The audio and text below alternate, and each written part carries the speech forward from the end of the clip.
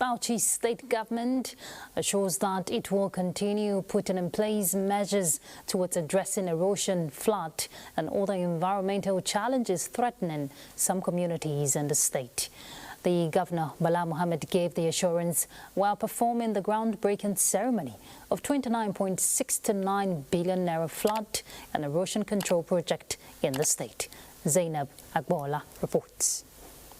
The initiative under the Agro-Climatic Resilience in Semi-Arid Landscapes AgriCell project starts from Sohon Company to Gwalaga-Mayaka in Bauchi local government area in Bauchi State. The project represents another bold step by the present administration in the state to sustainable development, environmental protection, urban renewal, public health, economic growth, and the well-being of the benefiting communities. Let us remember that protecting our environment is protecting our future.